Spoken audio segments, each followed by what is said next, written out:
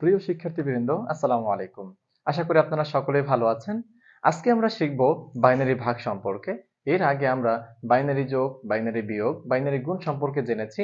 আশা করি আপনারা ভিডিওগুলো দেখে নিয়েছেন। যারা এখনো দেখেননি তারা অবশ্যই ভিডিওগুলো দেখে নেবেন, তার সাথে একটু সাবস্ক্রাইবও করে দিবেন।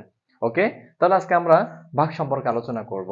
আমরা বাম পাশে দেখতে পাচ্ছি এখানে একটি সূত্র লেখা আছে। এখানে কি সূত্র লেখা আছে? যখন 0 দ্বারা 0 কে ভাগ করা হবে তখন আমাদের রেজাল্ট হবে 0। অর্থাৎ আমরা এটা ভাগের ক্ষেত্রে বলে থাকি অর্থহীন, যার কোনো অর্থ নেই। ওকে, তারপর বলে থাকি যে 0 দ্বারা যখন 1 কে ভাগ করা হবে তখন ভাগশেষ হবে, ভাগফল হবে 1। এবং যখন 1 দ্বারা 0 কে ভাগ করা হবে তখন হবে 0, যার কোনো ভ্যালু নেই। তারপর 1 দ্বারা যখন 1 কে ভাগ করা হবে তখন আমরা রেজাল্ট পাবো 1। আমরা এই সূত্রটাকে ফলো করে আমরা একটি অঙ্ক এখন করে ফেলবো, ঠিক আছে? তাহলে আমি একটি অঙ্ক এখানে লিখে নিচ্ছি। আমি এখানে 1 0 1 এটা দ্বারা ভাগ করব 1 0 1 1 0 1।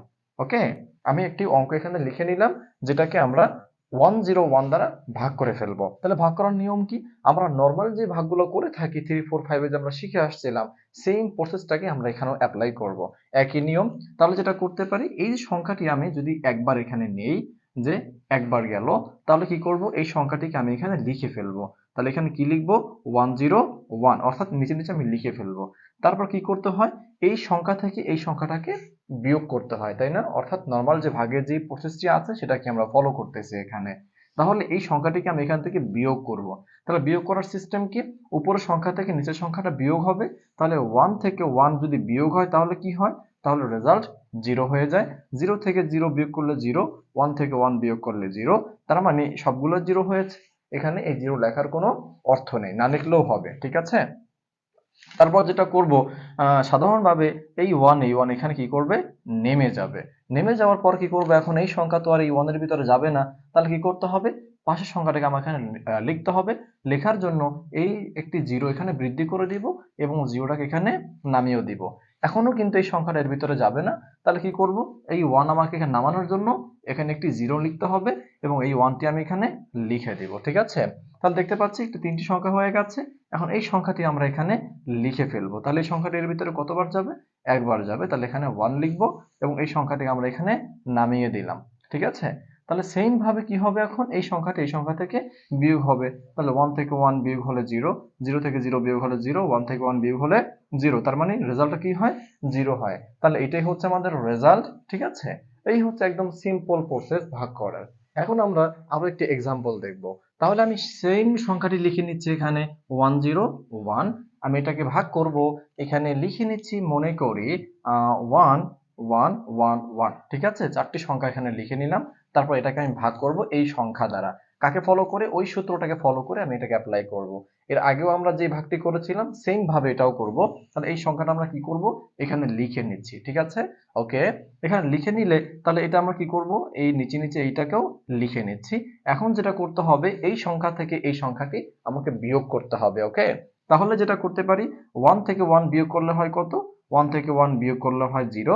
তারপর এই 1 থেকে 0 বিয়োগ করলে হয় 1 এবং এই 1 থেকে 1 বিয়োগ করলে হয় 0। তাই আমি আর 0টা এখানে লিখলাম না, ঠিক আছে? তাহলে এখন যেটা করব, আমার এই সংখ্যার ভিতর তো এই সংখ্যাটা আমার যাবে না। তাহলে এখন আমার একটি বাড়তি কিন্তু এখনো 1 রয়ে গেছে। তাহলে এই 1টি আমি এখানে কি করব? এখানে নামিয়ে দিলাম। নামিয়ে দিলে যেটা হচ্ছে, আমি এই সংখ্যাটা কি করব? এখানে লিখে ফেলবো আবার। তার মানে সে কিন্তু একবার যাচ্ছে আবার, তাই না? একবার গেল, তারপর সংখ্যাটা এখানে লিখে ফেললাম। এখন কি করব? সেম ভাবে এই সংখ্যা থেকে এই সংখ্যাটা আমি বিয়োগ করে ফেলবো। তাহলে 1 থেকে 1 বিয়োগ করলে 0, এখানে হবে 0, এখানে হবে 0। তার মানে কি আমার বাকিটা হয়ে গেল 0। আমার অঙ্ক কিন্তু মিলে গেল, ঠিক আছে? এখন এই অঙ্কটা হলো কিনা আমরা আসলে বুঝবো কিভাবে? তাহলে একটু খেয়াল করেন, আমি যদি এটাকে দশমিকে রূপান্তর করে ফেলি, অর্থাৎ দশমিকে রূপান্তর করে দেখি আসলে আমার ভাগশেষটা বা ভাগফলটা আমার ঠিক আছে কিনা। ওকে, আচ্ছা, তাহলে এইটার মান কত দশমিকে? এটার মান হচ্ছে 5, ঠিক আছে? এটা কিভাবে মান নির্ণয় করতে হয় সেটা আমরা পরবর্তীতে শিখবো, মানে অন্য কোনো ভিডিওতে এগুলো নিয়ে আলোচনা করব, ঠিক আছে? ওকে, এটার 5 হচ্ছে, এটার মান হচ্ছে 5 এবং এইটার মান হচ্ছে কত? এটার মান হচ্ছে 3। ওকে, এবং এইটার মান হচ্ছে 15। এটার মান কত? এটার মান হচ্ছে 15। তাহলে দেখেন 5 15-র ভিতরে কতবার যায়? 3 বার যায়, অর্থাৎ 3 5 15। ঠিক আছে, তাহলে কিন্তু আমার বাক্সটা কত হয়ে গেল? 0 হয়ে গেল, ঠিক আছে? তাহলে আপনারা এভাবেও করে কিন্তু সেটাকে বাইনারিতে রূপান্তর করে আপনারা কিন্তু ভাগ করতে পারবেন। ঠিক আছে? যদি এভাবে আপনারা না বুঝেন তাহলে যেটা করবেন, আপনারা সেটাকে দশমিকে রূপান্তর করে সেই দশমিক সংখ্যাটাকে ভাগ করবেন সিম্পল ওয়েতে। সেটা ভাগ করে ওই সংখ্যাগুলোকে আপনি বাইনারিতে রূপান্তর করে জাস্ট ওইভাবে লিখে ফেলবেন, তাহলেই হয়ে যাবে। আশা করি আপনারা সকলেই বুঝতে পেরেছেন। তারপরেও যদি কোনো সমস্যা হয়ে থাকে তাহলে অবশ্যই আমাদের কমেন্ট বক্সে আপনারা জানিয়ে দিবেন। আমরা তার সমাধান দেওয়ার চেষ্টা করব ইনশাআল্লাহ। আর ইজি কোডিং সর্বদা চেষ্টা করে প্রতিটি বিষয়কেই সহজভাবে আপনাদের কাছে উপস্থাপন করার জন্য। তার সাথে সাথে আইসিটি বিষয়ের প্রতিদিন ধারাবাহিকভাবে কিন্তু আমাদের ভিডিওগুলো পাবলিশ হচ্ছে। পরবর্তী ভিডিও পেতে অবশ্যই আপনারা আমাদের চ্যানেলটি সাবস্ক্রাইব করে রাখবেন। সকলেই ভালো থাকবেন। আসসালামু আলাইকুম।